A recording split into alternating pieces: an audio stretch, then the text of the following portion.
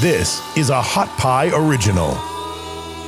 Okay, so there are multiple layers to the blow up of the Big 12 by the big brother, the sugar daddy of all college sports. That is the University of Texas. And it's getting interesting. And it's interesting because it sort of will follow this path.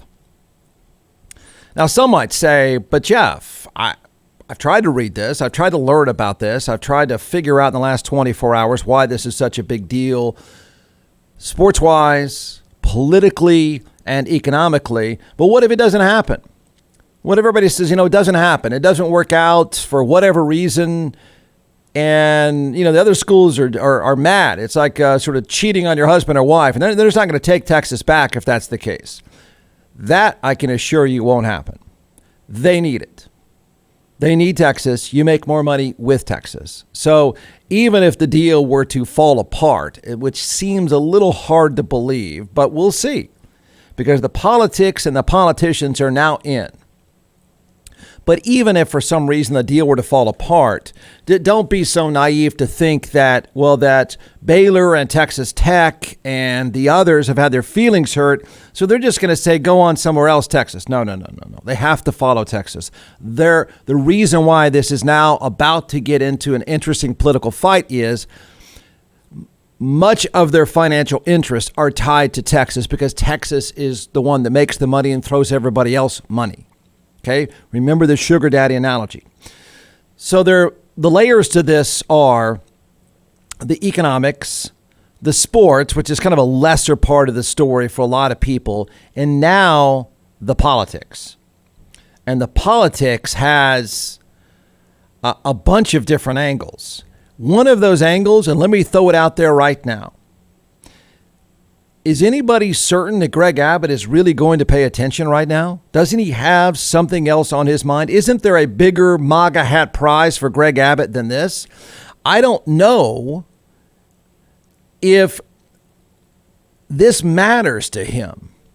It may matter to him as a guy who went to Texas and a fan, but is it going to matter to him politically? Are there going to be enough politicians who started last night? So we've got to talk about it. They're desperate. They're trying to save their schools and some of their constituents. And so they are clamoring to get to Greg Abbott to say, hey, you cannot let this happen. One of the factors in you can't let this happen is he even paying attention? The guy's world right now, I think we've all figured out, is the equivalent of smiling at Donald Trump and nodding your head. He wants something else. He's thinking about something else. Every moment of his day is about Fox News. This isn't going to help him get on Fox News. Fox News has no idea what's going on here. I don't know if it matters to him. I don't know if that's good or bad. If you are hoping your representative that's going to bat for for Texas Tech, I don't know if it's good or bad that Greg Abbott is more worried about Fox News clickbait than he is trying to save the Big 12. It may help you. Then again, it may hurt you. That's an interesting, weird part to this is you've got these politicians now circling, trying to save this league and save the financial future of schools that matter to them. And you got a governor who could probably wave a wand and do something about it. I just don't know if he cares. He doesn't have time to care. He's got to get on Fox News to talk about walls and stuff. He can't be talking about Baylor and Texas Tech and football and TV contracts. That man has got to get some clickbait going.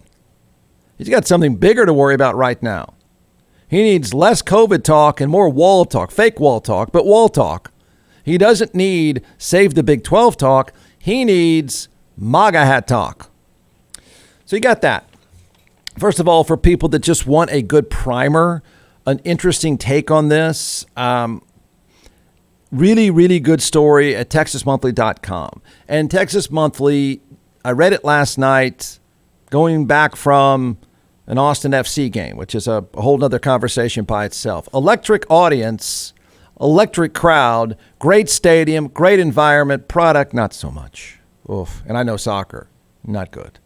But I'm reading this, and this is a good perspective on the Big 12. It goes like this. Tough luck, Baylor. Never mind that the school has become a model for what college sports ought to be by winning games, graduating athletes, and building state-of-the-art facilities.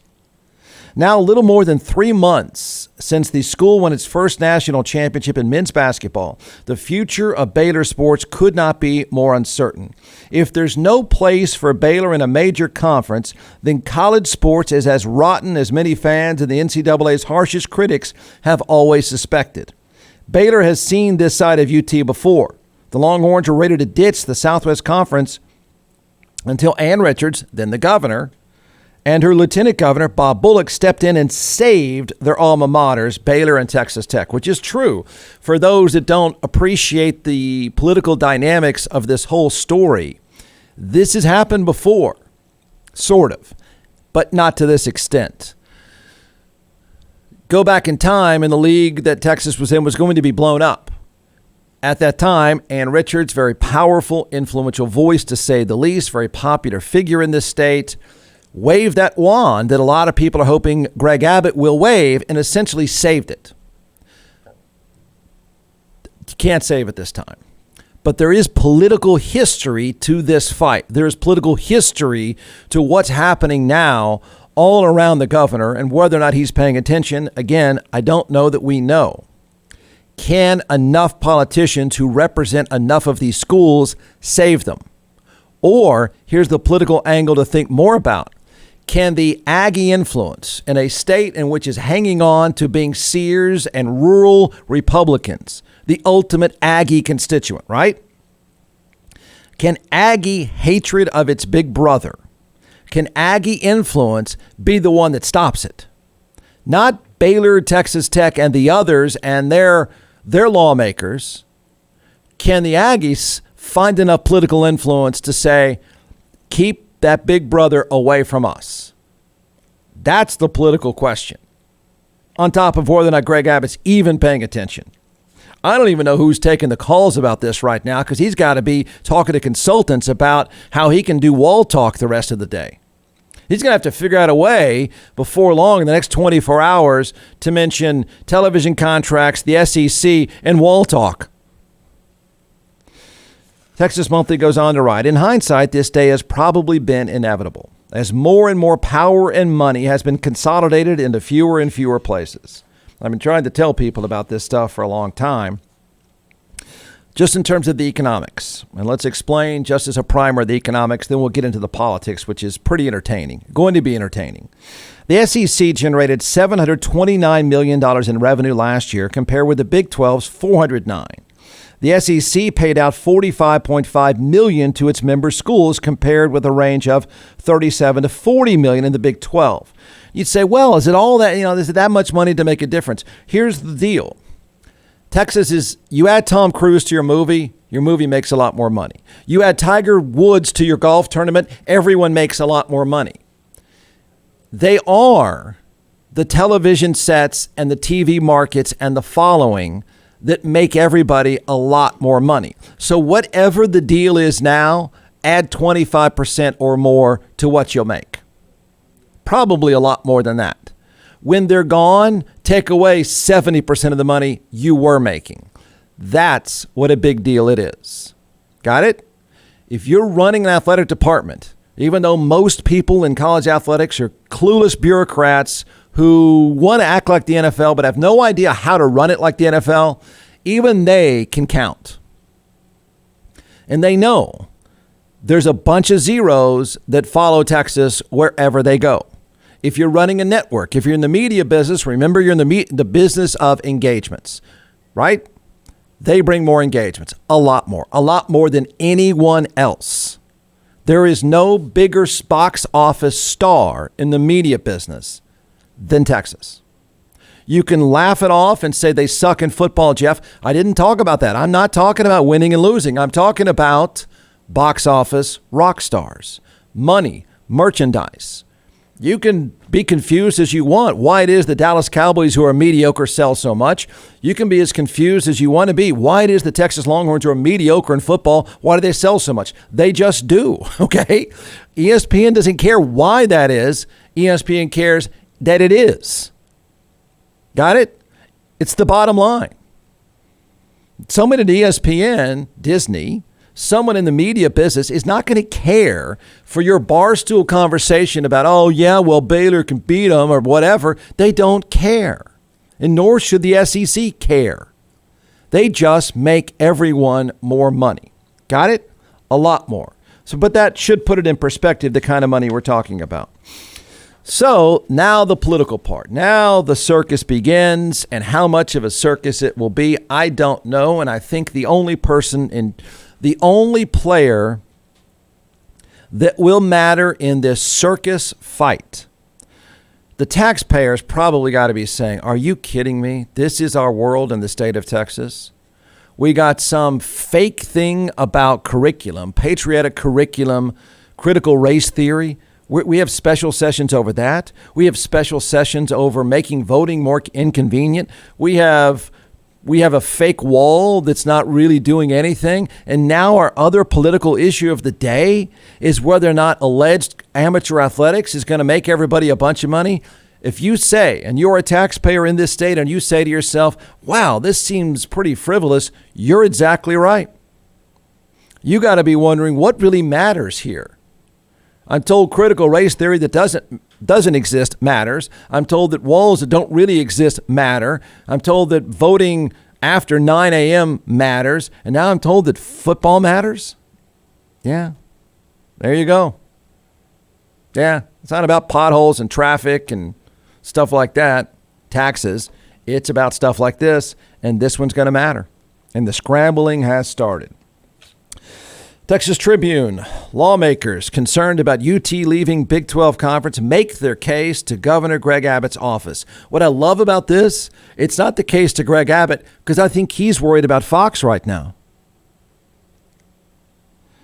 I think they're making the case to his staff. Where's the governor? He's trying on a new MAGA hat. Can't talk to you right now.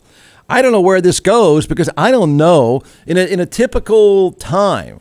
Back in the day when Ann Richards was governor, this really mattered. And I think in most days in most political life cycles, this story really matters a lot. It does. You laugh it off all you want. But if you are representing some of these constituents and some of these schools, this really matters to you. And I don't blame people for having it matter. You know, you're basically going to watch the economics of your favorite school largely go down the drain when it comes to sport. There's probably not going to be much of a reason for Baylor to play football 5 years from now. And they got a giant stadium sitting on I-35. I'm sorry. It's just the way it is. Usually this would matter a lot to the governor of Texas, particularly a governor of Texas that went to the University of Texas. He's just busy right now. I think he's got to figure out how he can one up the governor of Florida in MAGA hat points. And the last thing he needs to be hearing is somebody ranting about Texas Tech going down the drain. But here you go. As the college athletics world roils over the possibility of the University of Texas and the University of Oklahoma leaving the Big 12 Conference. Let me stop there. Someone's going to say, okay, Jeff, I'm trying to follow this. I'm trying to care. I get that Texas is Tom Cruise. I get that Texas is Dwayne Johnson. I get that Texas is Tiger Woods. I get that they're the rock stars. Got it. Yeah. Oklahoma? I know. There's no money there, no TV there, no engagements there. They don't matter. Except it's a good football school and you need even numbers. That's it. So everything I talked to you about in the economics of the University of Texas, the economics of the Austin market, the economics of the Dallas market, the economics of the Houston market, the economics of Oklahoma really don't matter. I don't even know how many people live in Oklahoma. Who cares? There's no engagements. But it makes an even number, and it makes a good storyline, and it makes the games better. Got it? Right? I mean, it's just good football. That's all that is. There's no gigantic economic argument for them, except it's just good football. It's a league with the best football. Texas is the storyline. Oklahoma is a byproduct. I don't know what kind of fight will happen in the state of Oklahoma. Nobody really cares. If you say I'm Oklahoma State and I'm going to fight them, the rest of us don't care. You don't matter that much. But it makes a great football league. There's the side story of Oklahoma. 4 prominent lawmakers, one each with ties to Baylor University, Texas Christian University, Texas Tech University, and Texas A&M, met with Governor Greg Abbott's staff. Where's he? What is he doing? Right? What else does he have to do? Oh, Fox News. Yeah. I can imagine this scenario. Well, can we talk to you? Shh. I talked to Sean Hannity again and again and again. Go and talk to someone else. I'm busy. This COVID thing is ruining stuff for me. Abbott is a UT alumnus and outspoken Longhorn fan. Here we go. Here's somebody named Jeff Leach, Republican of Plano. Everyone's Republican. No one in here that's not going to be a Republican. Otherwise, you really don't matter. This is about more than college sports, Leach says. The impact of UT's decision would have on communities and businesses all across Texas would be real, substantial, and potentially devastating. On behalf of those concerned Texans, the Texas legislature has an obligation to be involved in this. Okay, so the hammer is thrown down, and influential representatives are trying to get Abbott's ear. They are trying desperately to save their own. And I think we can debate this. In the political landscape, I think the only player, not football, political, that has a chance to be heard, and even then, I think it's going to be a pat on the head and say, as Cedric Golden said on the show yesterday, Aggie, you don't matter. Sorry, I think you're going to get the same pat on the head. I think there will be a greater impact coming from A&M than anyone else. If you're out there trying to sell Baylor and don't let this happen, please, you're not going to get anything. If you are A&M, you matter more. I still think you're going to get a pat on the head. In fact, you're embarrassing yourself right now. You're writing every Aggie joke by whining about this. It doesn't look good for you. If you could do this privately and quietly, I would suggest that, but it's a little too late, because what it looks like that big brother complex you have. It looks like you whining about, don't let them come our way. It looks like you got a big brother complex. But Jeff, we can beat them in football. Shut up. It's money. They matter more than you. So A&M's pushback, they don't want their big brother covering them up with their shadow. That one is the political play to watch. I still think that one loses too. I still think ESPN says, we don't care about your agginess. We don't care about your feelings. We don't care about what it is you think you stand for or swaying back and forth. We don't care, man. You know what we need? We need those TV sets, and you don't have it. And this league is full of a bunch of small markets, and they're the big markets. So please, we're the mouse ears. We're Disney. Please shut your face and just play. I think that's going to be the answer in the end. How much political influence can they have to keep Big Brother out? How much does Greg Abbott even bother to listen to the Aggie, as Cedric Golden says? I don't know. I think there's going to be a lot of noise, and I think for Aggies, it's going to be embarrassing noise. It's not going to be a good look. It's already off to a bad start. And I think in the end, you're going to get that pat on the head. I can make an argument, a boring economic argument, that Texas would be better off going west to bigger television markets. But college football has increasingly become a southern sport. So if you really want to get people around the country to watch the best football, then playing in the SEC is the best. If you wanted to make a metric argument, playing on the West Coast would be smarter from a metric perspective. But it sounds like Texas is going to make plenty of money doing this. Everyone's going to make enough money, and they just want to be in the best football league possible, and it will start a domino effect. When the political posturing stops, when the whining stops, when the agginess stops, and everybody says, put the deal together, turn the lights on, and play and get a bunch of people to watch and sell a bunch of pizzas and beer and video games, all the stuff that makes football and TV work, when that starts to happen, when it looks like that's going to happen, everywhere else is going to be a big domino effect. And the representatives who are calling the governor right now, begging him to save them, you better get on the phone right now and see if you can play somewhere else, because you're about to get left there too. Because as soon as everyone else around the country in the world of professional college football figures out this deal's happening, they're all going to start scrambling to consolidate too. It'll be the haves and the have-nots. I wouldn't spend much time on Greg Abbott. I'd spend more time on trying to sell myself to some other league and just say, my big brother, my sugar daddy left me. I need another place to go. John McClellan is the co-founder and creator of ATX Hot Sauce, now in all 50 states and several retail outlets as well.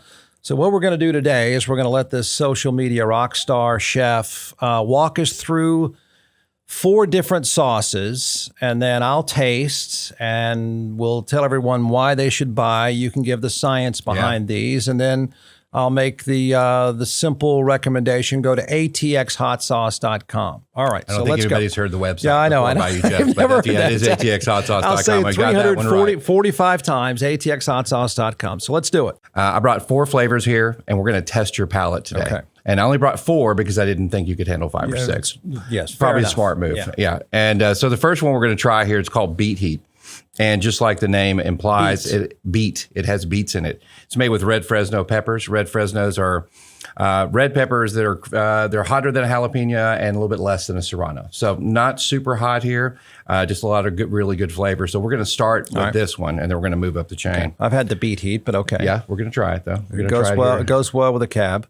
All right, Jeff's savoring Beet Heat. I'll even do it with you, so that should be all right.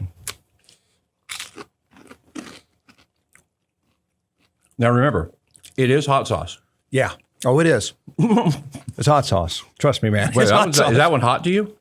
No. A little. Yeah. The great thing with the fermentation process is you get a bunch of the flavor right up front. Yeah. And then the heat comes, but then it dissipates pretty quickly, especially with the red Fresnos. You know, this is not a very spicy one, but it is a very tasty one. Goes on great on sandwiches. Beet Heat. Beet Heat. B-E-E-T. Heat. All right. Go to atxhotsauce.com. That's right. Well, here's an industry that's not going to put up with it. Anti-vaxxers, you're messing with the wrong group. They'll walk right over you. You can have whatever reason you want to be an anti-vaxxer. You can say no to it. This is a weird group that's pushing back. You're playing with fire here. You're playing with financial fire. You can believe what you want. I think a lot of us would say you're screwing it up. You're really screwing this up. But we all know about the nurses that challenged their bosses over vax mandates. Now NFL players trying to challenge their bosses over vax mandates. And I'll predict to you, it will not end well for you. It didn't end well for the nurses for good reason. But if you are such a believer in anti-vax, you go ahead and forfeit that $25 million a year. I dare you. You go right ahead. If we start the over-under, think about this. The over-under on NFL starters. I'm not talking about NFL roster guys. I'm not talking about the ones that bounce around. I'm talking about NFL starters. In some cases, star players. Let's do the over-under on how many of them right now are acting all high and mighty and saying, I'm not okay with this. How many of them will be on the field game 1? I'll say all. I'll bet, and again, you have every right to do with your life whatever you would like in your career. I'll bet not one of these guys ranting ends up not playing. Because I can't imagine you start getting close. Training camp is in a week. The players I'm going to mention are not making $400,000 a year. They're making $14 million a year. How about, imagine your life at the house if somebody said, hey, Dad, so you quit work? Yeah. You gave up $14 million? Yeah. Okay. You're an idiot. You're an idiot. There's so many confusing things about this, but watch this fight. Now watch this one. You know who will win? The NFL will run right over you. They don't care. I said a year ago, they'll play. They will play if there's bodies stacked up in the end zone. They play. They make their money because that's life. And if you want to go all nuts and twigs on us, you go. They'll leave you right behind, kid. So the NFL commissioner just announced yesterday he is warning the league's 32 teams of penalties, including potential forfeits of games for violations of COVID-19 protocols that force changes to the schedule. Imagine how pissed off you are. This is your life. You know, your window in this career is about 3 years at best. You want to play, you want to make your money, you want to do everything to sacrifice to get to this game and this industry, and you're forfeiting games because the knucklehead in the next locker said he wouldn't take the vax and lied about it? In a memo sent to teams involving a memo to NFL clubs and executives, Roger Goodell reiterated the need to adhere fully to all the league's health and safety guidelines. Protocol violations that result in virus spread requiring adjustments to the schedule will result in financial and competitive discipline. In other words, they're telling you now, you fools, if you lie, because we're going to test you and we're going to test you often. If you lie to us and it ends up changing the schedule, because again, that business, those 32 billionaires don't care about anything except making their money and selling their product. You do that, you're going to forfeit a game. Imagine the reaction when it turns out, imagine 100-year-old Jerry Jones, who's now bragging about, you're going to hear a lot of this stuff going on. He's bragging about their vaccination rates. What's shocking is they're bragging about having an 85% vaccination rate. What the hell? Why is it not 100? What is the reason you're a week from training camp and the league has just said you will forfeit? You're going to lose your paycheck if you don't get the vaccine. How is that number not 100%? How? They're not. Let me tell you something about football players and science. First of all, there's a weird group of people to be anti-vax. It really is. And let me tell you why. There are plenty of Austinites, there are plenty of people around the world that eat dirt and live off nuts and twigs. I'm largely a nuts and twigs person. I get it. I'm not doing anything into my body. It's not natural. There is a huge portion of the public that lives that way. But if you're an NFL player whose life is your body, they are meticulous about their bodies, but they are also live in a world of what? Sports science. So I'm going to put cortisone into my leg, but I'm not going to take the vaccine. I'm going to be in the MRI machine every 3 days, but I'm not going to take the vaccine. I'm going to live and breathe with the advice of my trainers, including protein, including amino acids. I'm going to live by sports science, but now all of a sudden I don't believe in science? It just doesn't make any sense. It doesn't. The very guys, and I'm not saying this is the old days where they shoot up and, it's not that way. It's not. But your entire world of staying healthy to play is dependent upon science and medicine.